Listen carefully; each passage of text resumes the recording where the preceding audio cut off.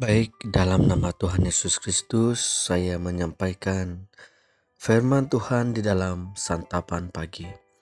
Baik, pertama-tama saya ucapkan salam sejahtera dan salam di dalam kasih Yesus Kristus kepada teman-teman sekerja dan kepada semua saudara-saudari pendengar yang saya kasihi di dalam Tuhan. Baik, pada pagi ini saya akan menyampaikan satu judul, yaitu manusia jatuh di dalam dosa. Baik, saya percaya bahwa judul ini memang selalu sudah kita mendengarnya, dan saya percaya kita fasih di dalam yaitu peristiwa mengenai tentang manusia jatuh di dalam dosa. Baik,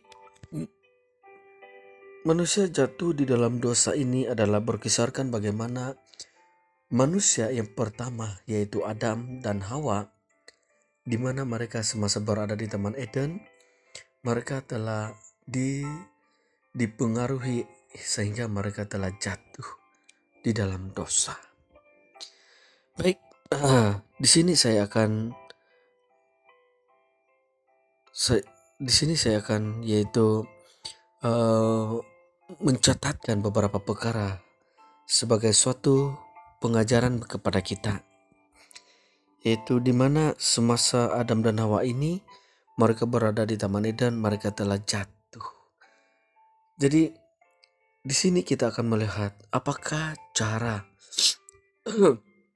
ular ini sehingga kan Adam ini dan Hawa telah jatuh di dalam dosa. Baik, pertama, bagaimanakah cara ular ini ataupun iblis ini menggunakan cara untuk menjatuhkan Adam? Baik, cara pertama, ular menggunakan perkataan firman Tuhan dengan cara memesongkannya. Di samping itu, setelah memesongkan perkataan Tuhan, maka berpeluang untuk dekat kepada manusia itu. Kita boleh melihat di dalam kitab Kejadian pasal 3 ayat 1. Di mana ular ini telah berkata kepada perempuan itu, "Tentu Allah berfirman, semua pohon dalam taman ini jangan kamu makan buahnya, bukan?" Baik, perkataan asal ini kita boleh lihat di dalam kitab Kejadian pasal 2 ayat 16. Ayat 16, lalu Tuhan Allah memberi perintah ini kepada manusia, "Semua pohon dalam taman ini boleh kau makan buahnya dengan bebas." Baik, di sini ular ini telah menggunakan cara yaitu Allah telah berfirman dengan menggunakan firman Tuhan. Maka dia telah memesongkan perkataan Tuhan ini. Dia menggunakan perkataan firman Tuhan, "Semua pohon dalam taman ini jangan kamu makan." Tetapi perkataan asal, "Semua pohon dalam taman ini boleh kau makan buahnya dengan bebas." Baik, dengan ungkapan perkataan ini, maka perempuan itu membalas sahutan pertanyaan si ular. Maka inilah yang mengakibatkan di mana yaitu perempuan itu telah mula untuk terpedaya dengan perkataan si ular. Oleh itu memberi pengajaran kepada kita pada hari ini, yaitu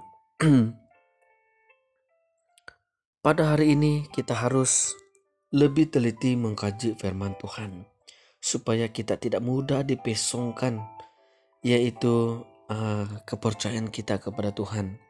Karena dengan adanya firman Tuhan di dalam hati kita, maka kita tidak mudah untuk dijatuhkan, tidak mudah untuk dipesongkan pengajaran-pengajaran yang sebenarnya tidak benar di dalam firman Tuhan ini.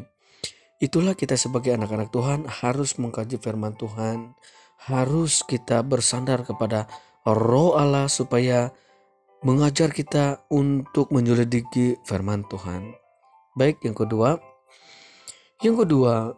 ular ataupun iblis ini bijak menggunakan peluang di mana pada ketika itu dia hampir dengan pohon larangan itu.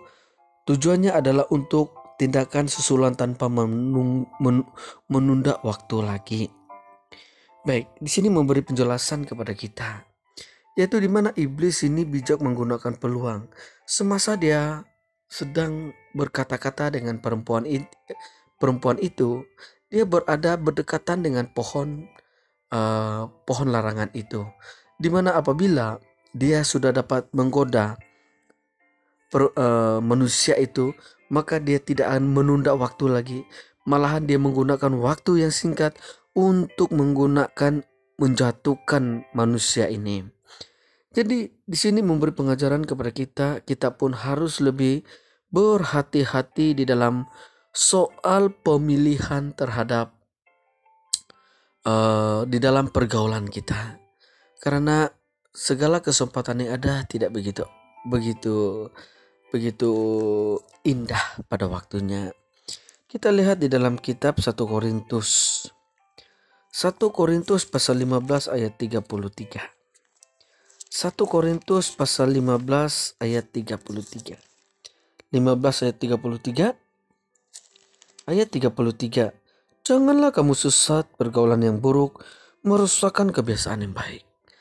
Di sini adalah cara iblis untuk menjatuhkan umat pilihan Allah.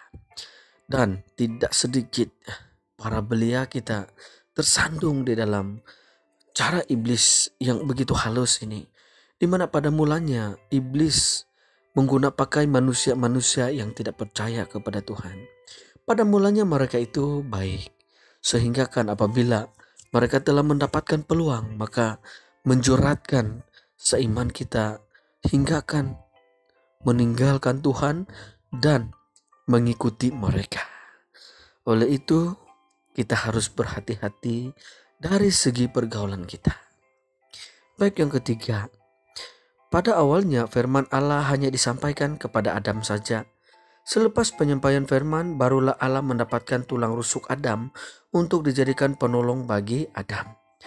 Kita boleh lihat di dalam kitab Kejadian pasal 2 ayat 16 hingga 17.